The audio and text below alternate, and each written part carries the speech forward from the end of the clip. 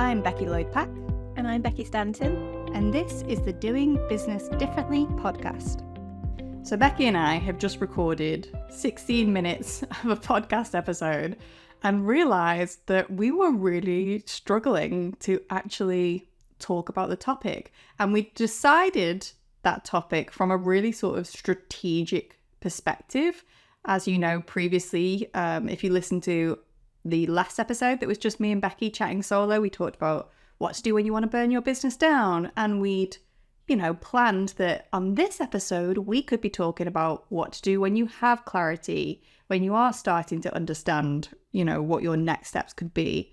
And we thought we'd talk about the topic of alignment, but we have just consistently broken down in giggles, had to stop mid-sentence going, I don't know what I'm about to say. So instead of trying to force that through, instead we've decided to stop and restart and actually just reflect on this experience right here about should you be trying to force yourself to do things purely from a strategic perspective if your energy, your emotions, your being in the present moment is not aligned with it. So that's what we're going to talk about instead. Yeah. What happens when your head has nothing to say, when there's no thoughts in there about a topic? Mm-hmm.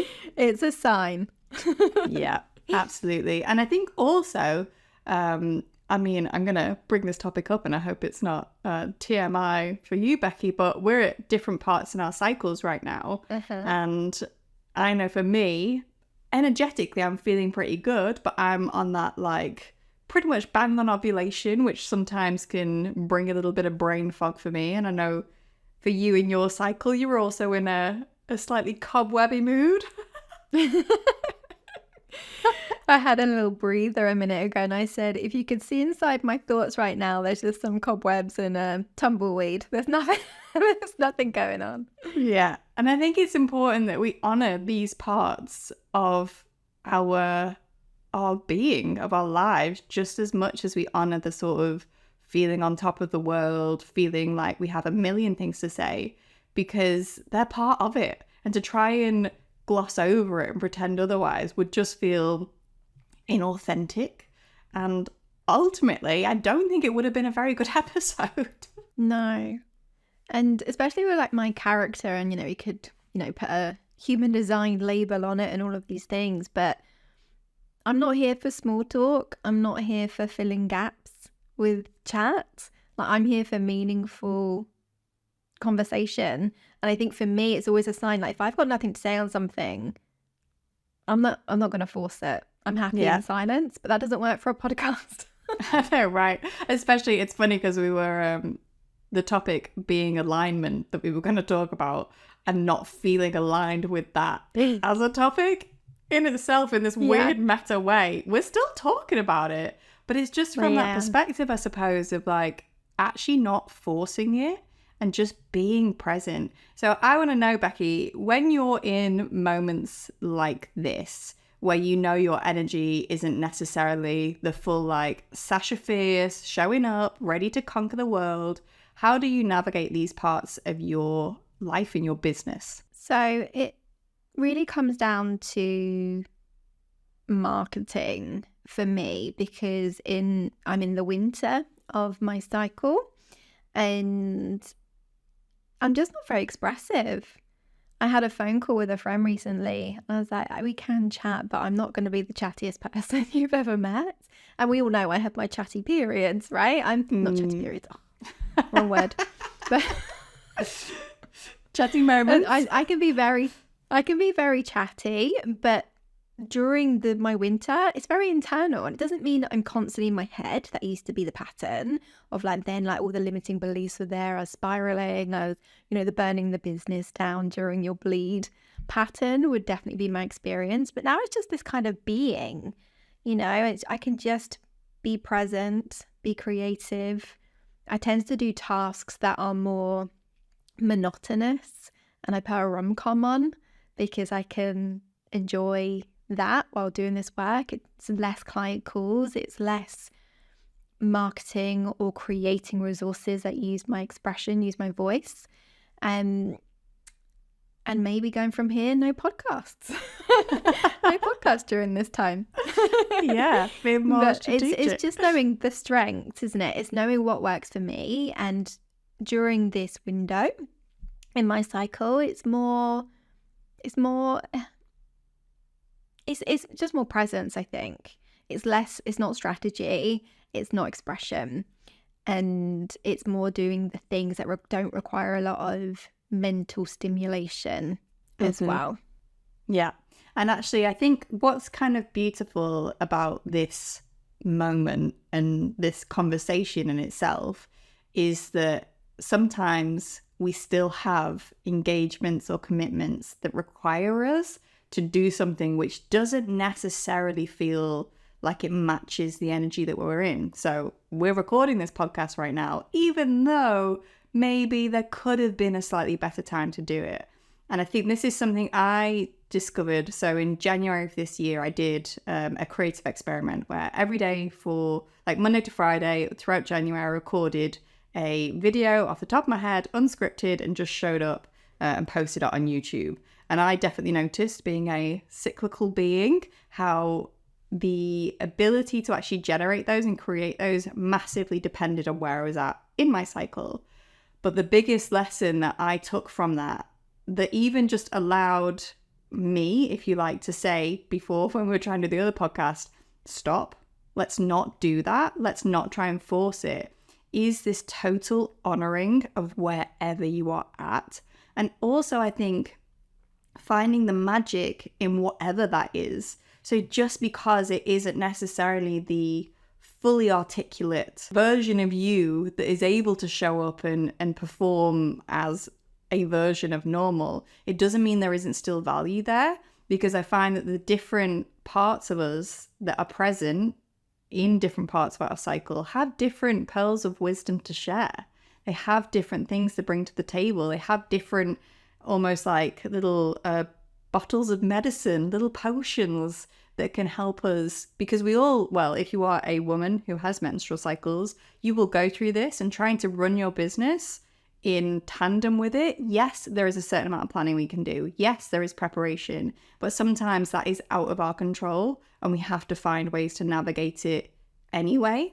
And I think just the key thing for me here is really just honoring whatever you have and not trying to force it to be anything different. Totally just being present and in the moment is just the way to actually still be able to create, even though you might not necessarily feel creative on the surface of it. Yeah. And I feel it kind of ties in with the topic of like boundaries, and I definitely work with my calendar that way. But like you say, sometimes, like for me recently, the reason things are off or out of alignment right now is because my menstrual cycle shifted and I'd made commitments based on where it was at. But, nature's taken another course, right? And so, I have like rescheduled things in honor of like knowing my body, knowing how I'm going to feel on particular days. But there are certain things where it's more of this flow, isn't it? Like you say, it's like less of this like structure and more of like tuning in of how you're feeling, because things are harder. They are harder and more challenging during certain parts of the cycle and beyond the cycle as well, just in terms of like energetics too. I always remember when I was doing more IG lives, I was doing like interviews with like my friends, and I had one with someone and I think my bleed arrived early and I didn't reschedule because it was a commitment. I showed up and it was the most challenging half an hour of my life for me to interview her. Like, I had no questions, like the cobwebs came back in the head. There seems to be a pattern in my bleed, that there's just nothing going on up there. And it's more, but when I look back at it, it wasn't as bad as I thought. There was definitely flow, but I could tell from my body language and my head, there was this panic. There was this discomfort of force. It was essentially me forcing to be the Becky that I am later in my cycle. Whereas I think if I would have just honoured the way I was, that I'm honouring now, right, that you're just getting the Becky I am in this moment. There might be some pauses for Becky, which would be a treat. But I feel that's the difference. Like sometimes we feel we have to just be on all the time. And that goes beyond having a menstrual cycle, right? It's just like there's one way to be. And especially like where we bring in like definitions of success as well. You know, we've got to force to make it work, got to force to do all of these things. And I think it's, a beautiful topic around what does it look like to not force? Mm-hmm. Yeah, it's that deep honoring of whoever you are in the moment and accepting it. And I think that's where it's when you're trying to work against how you're feeling, I think that's where a lot of the, I'm going to say bad work in inverted commas, but a lot of the work that you'll do or you'll put out, I even think about social situations as well, to be honest. If I will go to, if I know I'm going to meet with my friends, in the past, I think I would often mask how I was truly feeling because I didn't want to be a drain on the social group, or I didn't want to, feel like I am burdening other people in some other way, which maybe is a bit of conditioning that women have experienced. Maybe a lot of people will resonate with that.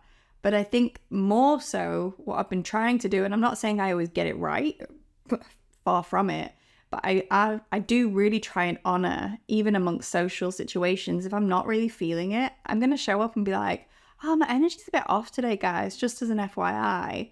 And what often happens then is beautiful connections and beautiful almost conversations and moments of like really just wonderful, like connection is the key word. Like that's just so beautiful to experience. And I think if we continuously try to only ever exist and present ourselves as one version, then we're actually going to be missing out on so much of the magic that comes from being whoever you are and just showing up as that and accepting it as enough as well. And it's quite interesting from my perspective as like a mindset and energetics coach. I work with a lot of women that have a lot of emotions, and when we're in business, emotions are triggered a lot. And so it's just a quite an interesting topic of 100% honoring our emotions, honoring how we're feeling in the moment. But what if those emotions are actually protection, sabotage, keeping you small, keeping you safe, and you keep honoring that? And it's really interesting, isn't it? What's your experience with the nuance of actually just honoring how you are in the moment, but also having the awareness of what's going on beneath the surface? So one of the mantras that I have, and I don't know if I heard it somewhere else first, I don't know if I came up with it on my own, not sure, but I'm putting it out there, is I always go with the idea of feel it, don't feed it. So it's this being able to be present with that emotion that you're experiencing in your body, like honoring the sensation, not the story.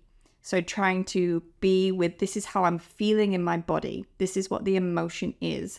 But I don't need to tell myself or indulge the story that is also attached to that.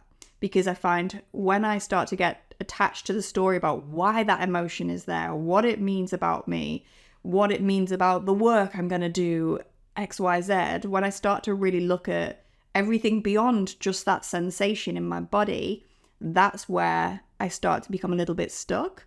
That's where it lingers, it persists, as opposed to being like, this is the emotion, hello emotion in my body, let's be with you, let's let you express, let's let you be here. And recently I've been speaking to you offline about this, that I recently read the book Existential Kink, and I am absolutely loving the concepts within that book, because like it's sort of like a really zoomed out level, the whole vibe is not labeling any sensation as good or bad, and being able to find pleasure and gratitude and joy in whatever you're experiencing. And I think that for me has been like a more recent kind of thing that I've been integrating into my life. But it just brings this whole like such a lightness to previously heavy things. So I think for me, that the nuance between being in an emotion, experiencing it, even if it is something that I recognize as like, oh look, my lack of motivation that I'm feeling right now, that's self-sabotage. And I can recognize that because of XYZ awareness pieces. It doesn't mean that I now have to reject that emotion. Instead, I can be like, hello, lack of motivation. I see why you're showing up. That's okay. You can be here. I accept you. I love you. I feel you. And actually, when I give it space, that's when it will actually then pass. And it will almost transmute into a playful sense of like, okay, I'm not motivated. That's fine. I can feel not motivated, but I'm not weighed down by it. So I can still go and do the thing anyway. So I think it's that's the thing that for me has always just really, really helped. So feeling it, don't feed it. And also honoring sensations, not stories. Yeah. And this is exactly what I teach as well and guide people with somatic coaching. How I describe it to clients is you listen, you love, and you let go, right? Because love that. From a soulful, spiritual perspective, you're coming back in to something that I love that Michael Singer says is that when you have an emotion, you ask the question, like when you're feeling deep in the emotion and you're feeling of the emotion and like you're getting swept with the story and you're spiraling, which we all can do, it's very human, is asking the question of, how do I know I feel emotion? Because it brings you back into the seat of the witness, that you are witnessing the sensations of the emotion. You are the one who's noticing the emotion, the one that's seeing the spiral and getting swept up. So it's a beautiful practice to come back into that seat of who you really are, looking through the soul's eyes. And it's, quite a challenging practice when we're so in life, less present, more swept up and automated and subconscious, and just, that's also very natural that we spent a long time there. And it's this consistent practice of when you feel the emotion, for me, it's like, okay, listen means pause. Means I'm going to tune in. We spoke about video expression as well, didn't we? And that really works if you need to actually break the pattern and see yourself and speak to yourself of being like, listen, okay, I'm feeling emotion. Somatically, where I guide clients is to notice where the emotion's held in your body. Okay, I'm feeling emotion. There's a heaviness in my heart. Okay, let me tune in. What is the emotion? From the seat of the soul, how can I witness it? Love it unconditionally anyway, not attached to the story, but notice the story. Okay, well, I noticed, let's say I have a client that hasn't re-signed up. Okay, that makes sense. The story that's been triggered here in the heart is I'm not good enough.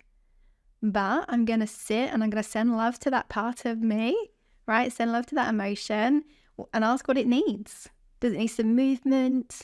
Is there an inner child within it that just needs some reparenting, some love, some attention?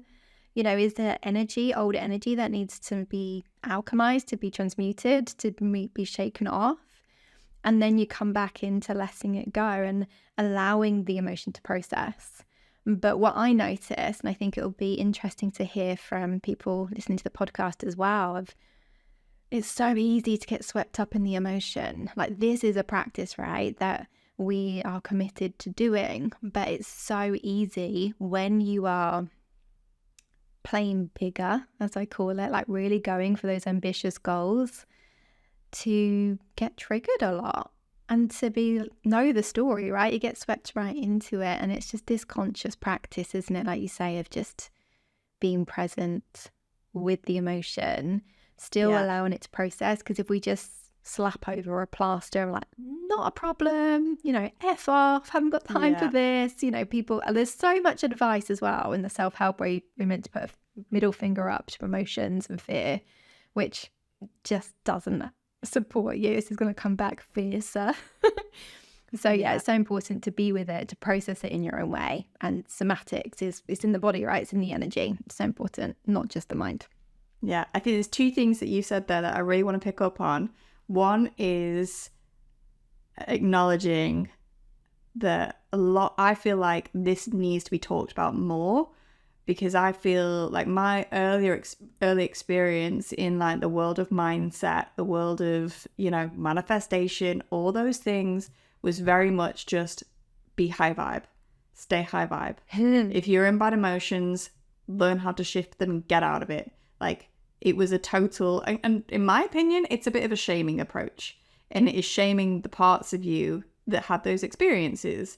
And if you're self-shaming, that's just, you're disconnected, right? You're not coming into this sense of wholeness that is a whole human being that can experience a whole human range of emotions and experiences and everything. So I think if somebody's listening to this and this is your first kind of maybe time hearing this alternative perspective, I really hope that it does bring you maybe a little sense of peace, because I wish I had somebody saying to me that actually it's not just about being high vibe. It's not just about staying, you know, in the high and literally like the high vibrational things and beating yourself up. That if you don't feel like that, then you must be attracting bad things and that you're the problem.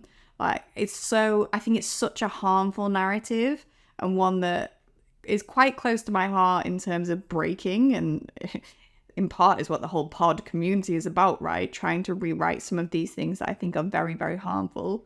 But the second thing, which you highlighted yourself, but I really want to drive home, is that this stuff of being able to honor yourself in the moment and recognize emotions and move through them, it's practice. It is a practice. It's not about, oh, I have honored this emotion once, therefore I am never going to experience it again. Or, oh, you know what? I've learned how to do this one technique, therefore it means that I'm just going to be able to whip it out and it's going to work every single time. That is not the case. There is going to be moments where you can be the most self-aware human. You can know all the kind of things to do. And unless you're like the Dalai Lama or Eckhart Tolle or somebody like that, you're still going to be experiencing these moments where you forget and you get lost and swept up in the story. And the key is to even honor that version of yourself too. The version of yourself that is just fully in human mode, and finding ways that you can, I think, conscientiously and intentionally create space to put these practices into your diary and give them the attention they deserve ahead of time. Because again, I recognize this as a pattern that I've fallen into the past, where I've been feeling not great. I've practiced these things, I've felt better, and I've stopped all the practices. So I've stopped my morning journaling, I've stopped my meditation, I've stopped doing all the things that I know help create that space, create those kind of moments that allow me to pause, and then I slip right back into it again. And then I'm lost, and then I'm suddenly scrabbling for something. Whereas actually just having that little daily practice, and I think for you, we can maybe touch on some of the rituals people could introduce into their lives. But those little moments that almost like, just like you would go to the gym to keep your body healthy, you wouldn't just like blast it. Well, I mean, maybe some people would. You would blast it for a month, shift a load of weight, and then like, right, I'm never going again. I'm going to be fit for the rest of my life. Like, these things require a level of maintenance and continued practice.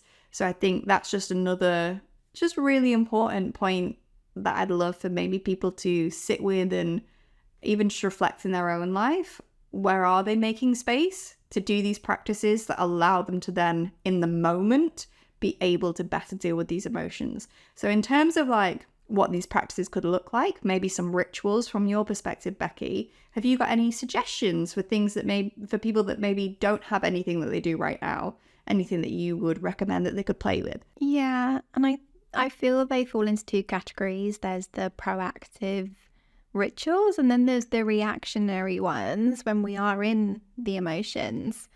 And the reactionary ones are really important, because I think from what I've seen with my clients, so many of us, me included, were not shown how to regulate and process emotions.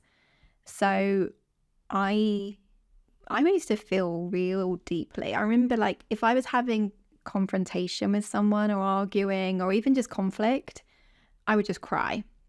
Like, that was my go-to emotion, because I just couldn't express myself. There was just so much emotion that would come out, and then I'd get angry and annoyed because I wouldn't be able to like say my point unless I was like crying. And then it felt very much, then people would like care for me. Like, it was a whole pattern, all right? Then it's victim mode because people want to care for me and I might win the argument because I'm crying. But it's just very interesting that when all of these things happen around emotions, but I would shame my emotions a lot. I didn't respect my emotions. They were a hindrance, right? Why couldn't I just be straightforward and do the thing? And I think in terms of the reactionary rituals, like these practices that we're talking about, they're very much around self-love and self-compassion, self-acceptance, that it's human to have emotions. And equally, you don't have to keep the emotion for a long time. I think a lot of people just accept, I'm an angry person, I'm always frustrated, I get upset easily. All of these things become part of the identity. And really it's about this reframe, this reconditioning of it's human to have emotions. And what I believe is that emotions, what are like energy in motion, are messengers. When you have emotion, there's a message for you. And that's why it's important not to follow the manifestation guidance. Well, not all manifestation, but a lot of people do say only be high vibe, that if you're feeling sad, then, just be happy. Come on, do your affirmations, say I am happy and be happy. When really you're bypassing the message, you're bypassing the guidance that your emotions, this energy has for you. So a lot of the rituals that I support clients with for the reactionary side of emotions is this listen, love, let go. It's a somatic process of just being with your emotions. That can look like journaling, right? When I came into journaling, it was because of my emotions, because of my mindset, right? I needed somewhere to explore what was going on because I was just so in it, not witnessing it. So it could be journaling, could be with a coach or therapist of really talking through and understanding the emotion. Could be the video expression that we shared before of just speaking to yourself or voice memoing yourself. But really it's a way to be like, this is how I'm feeling. And I guide you to also like feel into your body where you're feeling. So then you can be a witness and notice, okay, I'm witnessing the emotion, right? It's not me. I'm witnessing it. What is this? What's the message here? And in business, there can be all these messages of like, whoa, slow down, or, the classic one of you aren't good enough, or, you don't fit in, people don't like you. These are what my clients always like have in their energy and the emotions. And the emotions are coming up big and bold because they're trying to warn you, but that's fear. So it's definitely the reactionary ways of how to process emotions. But in order to regulate yourself, right, so that when you feel an emotion, it doesn't feel overwhelming. This is where like the rituals, and especially around the morning, setting your day up in a certain way supports you to come from this more peaceful, grounded place. How I describe it for my clients is, especially when clients come to me, they come with like their cup overflowing of emotion. And there's a particular NLP mindset technique that actually drains the emotion out of you, releases it from like the root cause, which is so powerful for someone who like would identify as I am always frustrated. When people are on the brink and anything can happen, like road rage, that sort of stuff, right? You can drain that frustration cup so that you find peace. But once you do that in terms of with coaching, your rituals allow you to constantly come back to that grounded place so that when you are triggered emotionally, you feel in a more present place to process and be with the emotion. It's not the overflowing cup of emotion. But again, I try not to say do this one ritual because it is different for everyone. So I think it's always coming back to the point of what does my mind, body, and energy need to feel that grounded peacefulness for the day. Yeah. I think that's like spot on. And in my head as I was listening, I was like, oh, I could feel myself wanting to be like, I agree with this. Because I think it's with the morning routine, which is such a loaded topic, which is crazy considering it's like, why are we all obsessed with what each other's doing in the morning? But with it, I think in terms of like, what should I do? It's actually not really important what you do. It's anchoring into like, why are you doing it and what's the end goal of it? And it is like, for me, I know I can wake up in whatever state, depending on what kind of dreams or I've had or what kind of sleep I've had.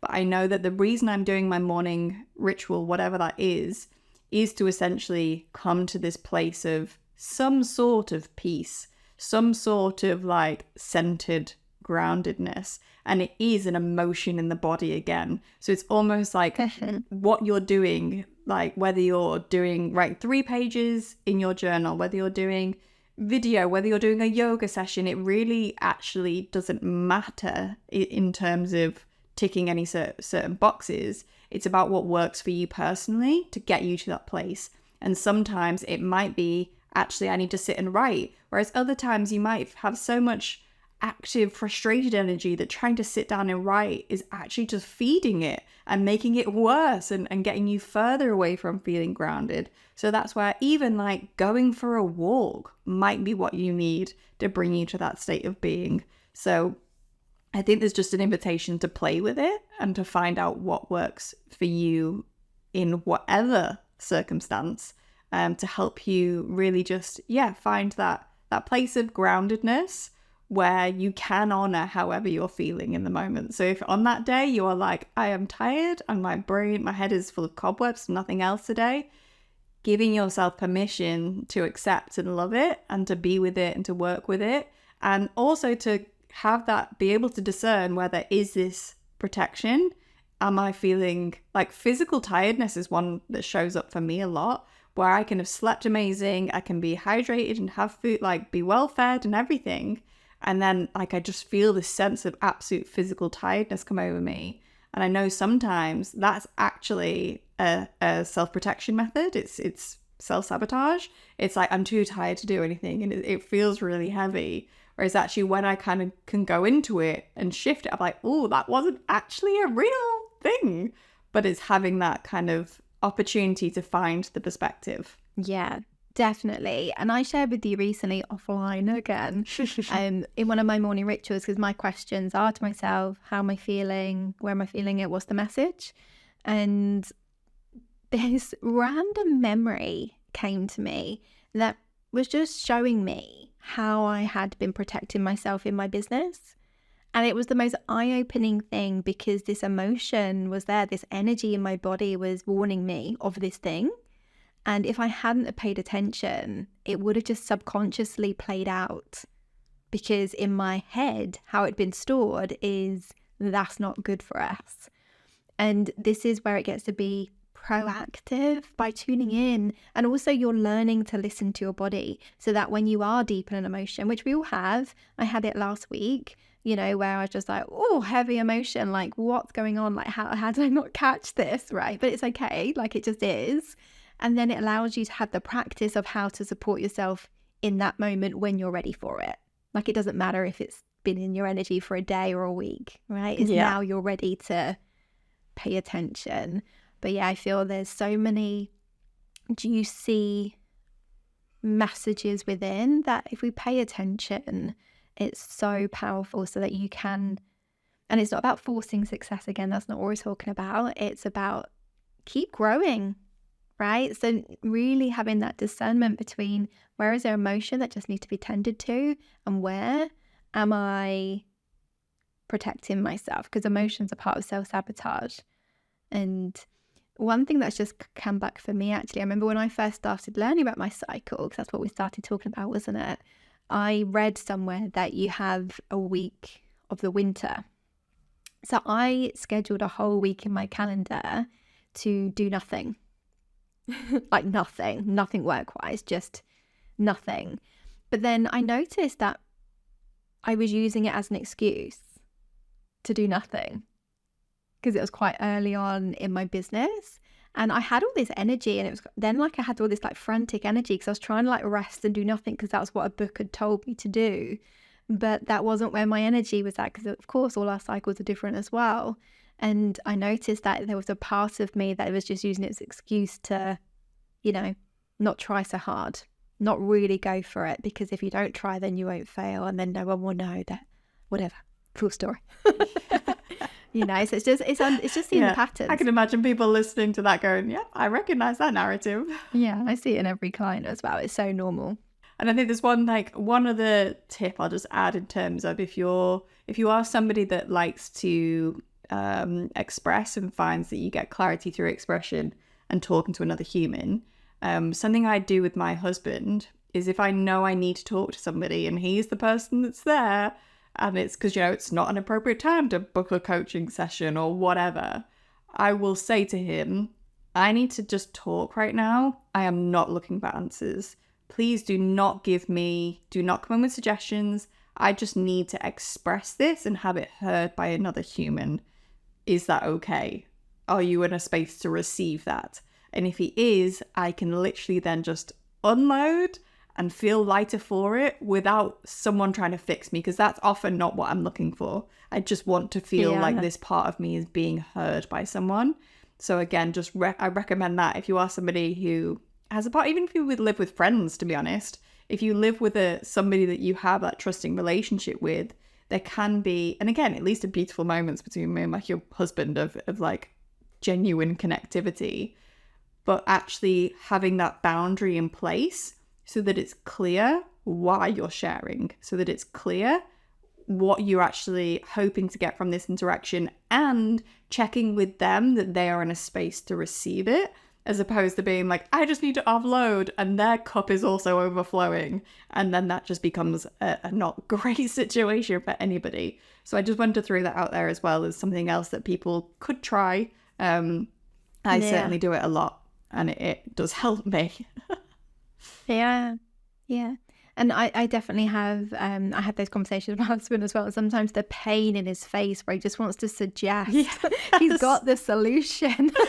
Yeah. And you're like, no, you're just going to receive, then I'm going to walk away happier. That's all you have to do. Yeah, for me, I have my sister, and I have some like good friends as well that because I feel like in terms of business as well, it's such a unique experience, isn't it?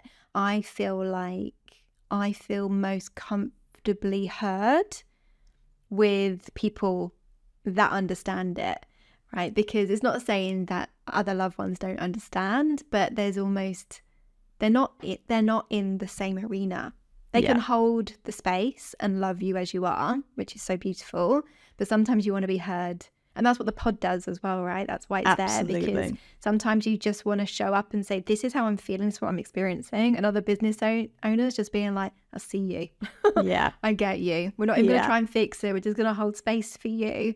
And I think that's what's been a game changer for me, of having those trusted people where you can just say what's really going on, what you're really feeling. You know, where we mess each other and say, I'm in my burning down business era. I'm in it. Yeah. Whereas if you say that to a partner, they might be like, whoa. What do you mean you're going to burn your business down? You're like, no, it's just a phase, babe. Yeah. When Joe and I talk about it, and I'll say something, and he won't say it in the moment, but then when we're talking later, he'll be like, whenever you say that, it makes me so nervous. And I'm like, oh yeah, but it's just a phase. I know it's going to pass. Don't worry about it. Little mindset.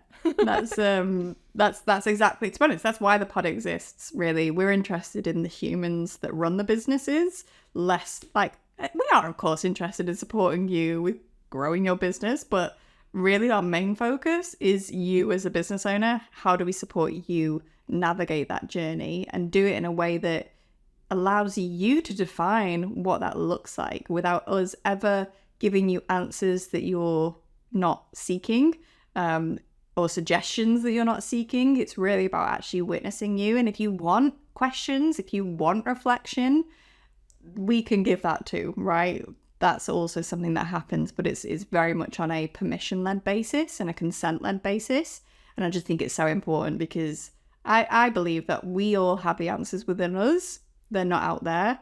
And often it's just even about why I'm experiencing this emotion. What can I learn from it? It's just about being able to create the space and the moments to actually gain perspective on that. So yeah, and learn to love our emotions. Because when we shame them, hate them, avoid them, they come back with a vengeance. Yeah. It's just that it's relationships, isn't it, with them, just to be like, okay. And for me, knowing that they've got a message for me feels like a kind of partnership. It doesn't mean I'm always going to listen to the message, because sometimes it's a message from fear and ego and past, but it kind of feels like, okay, I'm not going to shame you. Like, I treat the emotions like a child. It's almost like you're bending down with the emotion, being, okay, it's safe tell me what you want to tell me. And then being like, okay, I hear you, but no, thank you. I hear but like you. treating it with love and compassion. Yeah. Now go back to sleep, please. Yeah. Let's Thank you for back in. bringing that. Thank you for bringing that to my attention. Now go back to bed. Okay, good night. I'm just going to go and carry on with it. Yeah. But treating yourself that way, because you wouldn't say to a child, well, many people hopefully would not say to a child, shut up, go back in your room, I don't want to hear it, right? It really is a different way. And I feel like treating my emotions that way has been so powerful for me. Doesn't mean I necessarily feel less, but I'm definitely in the emotion less. Yeah. And you know what? It's funny. It's actually a really lovely comparison in a way, because I can imagine the person that maybe would turn to their child and say, shut up, go back to your room, I don't want to hear it, is the adult that is overworked, that is, their cup is full, they have not taken time to actually drain. And I think that's where it's like almost those beautiful things that we talked about earlier, like the reactive and the proactive. It's like the proactive means that your adult self can stay in a reasonable headspace, so that when those little angry emotions come up, or those little bubbles of energy, we can actually respond to them in a way that is loving and compassionate. Versus when we don't make time for that, we are that adult that is turning around to our emotions, going, I don't have space, like I can't deal with you right now, go back to your room. And you just know that that's going to not end up, that's going to come back. Yeah. So I think it's a beautiful... Yeah, when you ignore your emotions, it's just the adult being like, stop talking, like I don't have time for it. Right? Not even looking it in the eye, looking the child in the eyes. Yeah, totally. Well, and I hope this whole episode, I mean, we've managed to talk for like 40 minutes with almost no breaks compared to our previous attempt. My gosh, so I think this is like a beautiful piece of evidence for everybody that it's okay to honor wherever you're at. The energy that you're in, whatever you're bringing to the table is enough, and there is magic and beauty there if you only take the moment to actually stop and honor it and go with it. And if that means you need to hit stop on your recording after 16 minutes and start again, that's okay. And I always believe that if we listen to our emotions in a way that is like grounded and honoring and respecting what they're there to tell us, we only ever benefit from it. And hopefully this episode has been the benefit from it today. I love it. And it's also a beautiful reminder as well, like for business, I think. And I know we've been going through it as well, that if something's not working, you don't have to force it. Yeah. Pause, realign, and maybe it's just a little bit of a different direction. Because it's a very similar conversation that we had actually in the first round, just from a different angle where, you know, there hasn't been any hesitation.